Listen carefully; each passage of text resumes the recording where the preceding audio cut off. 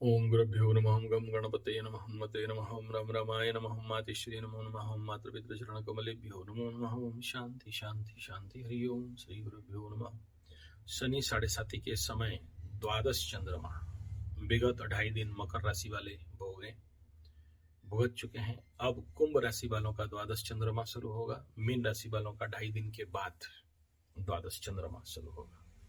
मेष राशि का उसके 2.5 दिन के बाद शुरू होगा।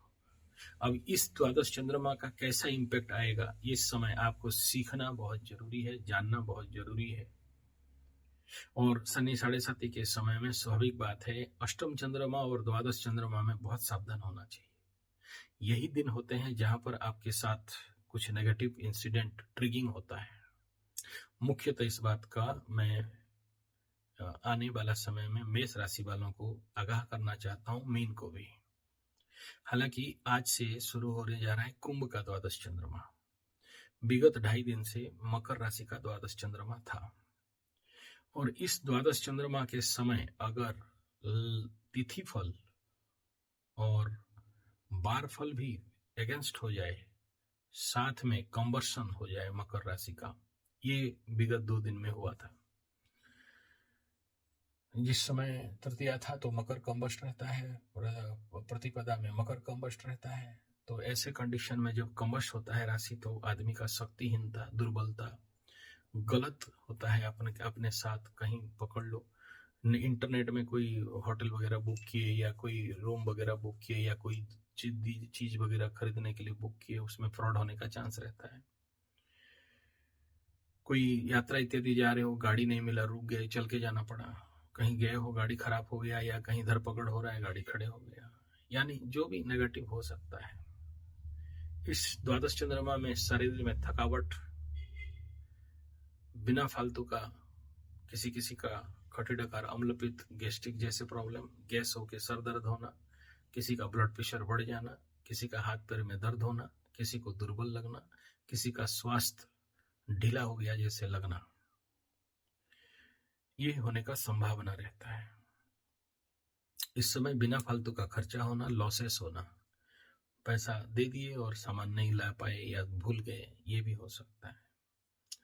कभी ये कंडीशन ऐसा रहता है जहां बिना काम में आप डाइवर्शन होके जो काम नहीं करना चाहिए वो काम करने लगते हैं। ये कंडीशन अभी रहेगा। अब इस समय देखो, इसका पीछे और भी एक रहस्य है कि जिस चंद्रमा मकर राशि का द्वादश में चल रहा था, उसका द्वादशाधिपति अपने से छठा में और आपसे पंचम में जाके बैठा है। तो उस कंडीशन में कुछ ज्यादा ही दुर्बलता लगना या रोगग्रस्त होना संभावना रहता है। यही कंडीशन कुंभ के साथ अभी होने वाला थोड़ा सा रहेगा। इसमें उनको थोड़ा सा सावधानी बरतना बहुत जरूरी है। यही कंडीशन मीन के साथ भी रहेगा। ऐसा क्यों होगा? बहुत सारा कारण है। उसमें से प्रमुख चीज ये है कि अब चंद्रमा के ऊपर मंगल का भी दृष्टि रहेगा, और कुंभ के लिए यहाँ घात बार और कंबर्सन भी यहाँ पर हो रहे हैं। तो ऐसे कंडीशन में थोड़ा सा दुर्बलता सामना करना पड़ सकता है। सेम चीज मीन के साथ भी होने वाला है और सेम चीज मेष के साथ भी होने वाला है, लेकिन सेम तो नहीं होगा, थोड़ा सा भिन्न भिन्न रूप में हो सकता है। तो इसमें कोई बहुत बड़ा होगा, इसमें डरने का कोई विषय नहीं है। लेकिन ये 1.5-2-2.5 दिन ऐसा हो जाता है, कभी कभार कुछ रोग हो गया क्या, भय होता है। कुछ बीमारी हो गया क्या, भय होता है। और शायद ठीक नहीं होगा, ऐसा भय होता है। गलत लोग इस समय आपको ठगते हैं, फ्रॉड करते हैं। कुछ बड़े घटनाएं जैसे आने वाला समय में मेष राशि के साथ होने वाला है, तो ऐसा कुछ चीज का ट्रिगिंग हो जाता है। किसी का भांडाफोड़ हो जाता है, तो किसी का मान सम्मान का हानि हो जाता है। आप किसी काम के लिए गए हो, लोग आपका बात समझ नहीं रहे हैं, सुन नहीं रहे हैं, आप उनको समझा रहे हो, वो सुनने समझने के लिए तैयार नहीं है। या फिर वो अपना बात आपके ऊपर डाल रहे हैं, बोल रहे तुम नहीं जानते हो, हम जानते हैं। तो आप उसमें हारते हो और अपना बात समझा नहीं पाते हो। तो इस प्रकार का इम्पैक्ट आने वाला समय में इस 7:30 के इफेक्ट वाले लोगों को ऊपर, मकर कुंभ मीन में इसके ऊपर कुछ दिखाई देगा। द्वादश चंद्रमा के साथ साथ अब जिसके लिए अष्टम चंद्रमा यहाँ पर होगा, मकर का चंद्रमा मिथुन के लिए अष्टम चंद्रमा हो जाएगा, और कुंभ का इस समय कर्क के लिए अष्टम होगा, और मीन का इस समय सिंह के लिए अष्टम होगा, और जब मेष में जाएगा तो कन्या के लिए अष्टम होगा। तो इनको उस टाइम पीरियड में थोड़ा सा मेरा राशिफल अगर कंटिन्यूअस देखते हो तो समझ में आ जाएगा, मैं बोलता रहूंगा। इसको स्पेशल इसीलिए बनाना पड़ा क्योंकि इस समय पर्टिकुलरली मकर के साथ हो चुका है, कुंभ और मीन के साथ होने वाला है, कुछ हद तक मेष वालों को भी उसका सब सामना करना पड़ सकता है। कुंभ और मीन को कुछ ज्यादा भुगतना पड़ेगा, कारण इस समय चंद्रमा के ऊपर मंगल का उग्र दृष्टि रहेगा। अष्टम दृष्टि और सप्तम दृष्टि कुछ ज्यादा ही नेगेटिव इंपैक्ट डालने का संभावना यहाँ दिख रहा है। तो इस समय कुंभ वालों को थोड़ा सा चोर चपेट एक्सीडेंट से सावधानी बरतना जरूरी है। खर्चा इत्यादि से बचना जरूरी है। ज्यादातर लंबे यात्रा इत्यादि अवॉइड करना बहुत अच्छा रहेगा। दिशाशूल का दिशा में तो एकदम नहीं जाना चाहिए, और यात्रा कर भी दिए और दिशाशूल में जा रहे हैं तो थोड़ा सा सावधानी बरतना चाहिए। किसी के ऊपर भरोसा नहीं करना चाहिए। किसी को भरोसा दिए हो, किसी को स्टेशन बुलाए हो, बेटा पहुंचेगा ही नहीं, फिर आप कहीं और परेशानी में हुए और कोई आपको लूट लिया, ठग लिया। इस प्रकार का कंडीशन भी छोटे मोटे लेवल पे बनता है। ऑटो वाला को भी बुक किए हो, कार वाला को बुक किए हो, ओला वाला को बुक किए हो, उबर वाला को बुक किए हो, और वो लोग आपके ऊपर ओवर पावर कर सकते हैं, या फिर आपको थोड़ा सा झूठ फरेब का सामना करना पड़ सकता है। इस कंडीशन में थोड़ा सा समस्या, बाकी मैं जो बात थोड़ा सा बोल रहा हूँ आप लंबे करके समझ जाना, लेकिन ये कहीं ना कहीं इम्पैक्ट इस समय डालता है। मुख्यतः पैसा का नुकसान, बीमारी का कंडीशन, मेंटल दुर्बलता, शारीरिक अक्षमता, और कहीं ना कहीं एक बोलना चाहते हैं, एक दूसरा निकलेगा। आप किसी को कुछ बोलना चाहते हैं, वो कुछ और समझेगा। आप बहुत प्यार से बात कर रहे हैं, लेकिन सामने वाला उसको अलग टेम्परामेंट में लेगा। तो ये कंडीशन यहाँ पर बनता है।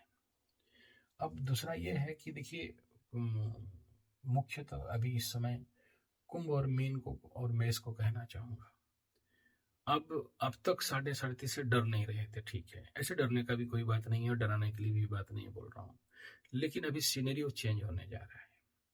देखिए, सबसे पहला मकर के लिए यहाँ इंपॉर्टेंट फैक्टर तो नहीं है, लेकिन कहीं ना कहीं ये कुंभ के लिए है, क्योंकि अब तक हालांकि द्वादशाधिपति तो नहीं लगता है, लेकिन द्वादशाधिपति आपके घर में था, स्वग्रही था, इसलिए पता नहीं चल रहा था। अब इसका मोमेंट आपका धन स्थान की ओर हो जा रहा है।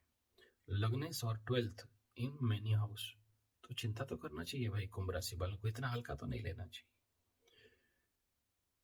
आगे चल के इसका कुछ प्रॉब्लम तो दिखाई दे रहा है। अभी से जो लोग हल्का होके घूम रहे हो कि कुछ तो नहीं हो रहा है 7.5 में, भगवान करे कुछ ना हो, कुछ नहीं भी होना चाहिए, लेकिन थोड़ा सा सावधानी में चलने में क्या हर्ज है। हम लोगों का काम आप लोगों को आगाह करना, आप लोगों को कष्ट से बचाना, क्योंकि अल्टरनेटली हम ही लोगों के ऊपर प्रेशर पड़ता है। सोचिए, इतना सारा कुंडली देखते देखते हम लोग भी कभी कभार परेशान हो जाते हैं। कभी कभार लगता है कि यार छोड़ दो ये सब धंधा और बंद करो और ध्यान करो कहीं जाके, लेकिन कर्तव्य है इसलिए करते हैं। तो आप लोग, मेरे कुंभ वाले, मेरे मीन वाले, आप दोनों को कह दो, अब मीन का अभी तो चलो द्वादशाधिपति वन के लाभ स्थान में था, उसका खामियाजा मीन वाले भुगत रहे हैं, लेकिन समझ में आएगा नहीं। लेकिन अब आगे जो शनि मीन में आएगा, तो ये भी नहीं भूलना चाहिए कि आपका 12th लॉर्ड लग्न में आएगा, और ठीक ऐसे मेष वालों को समझना चाहिए कि लाभाधिपति द्वादश में आएगा, तो फिर लाभ किस बात का भाई। तो कुंभ वालों को ये समझ जाना चाहिए कि यहाँ पर अब देवी प्रकोप दोष भी लगेगा, यानी 12th lord in money house. लग्नेश फर्स्ट हाउस, उससे तो बच जाओगे, सेकंड हाउस बच जाओगे, लेकिन यहाँ अब तक जो नहीं घटा है कुंभ वालों को वो सब देखना पड़ सकता है।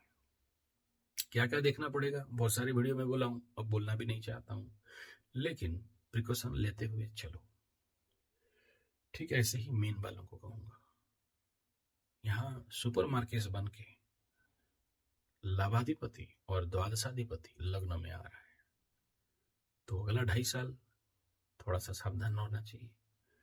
और ठीक ऐसे ही मेष राशि का भी द्वादश में दशमाधिपति और एकादशाधिपति, तो काम में प्रॉब्लम, काम में लॉस और लाभ में लॉस।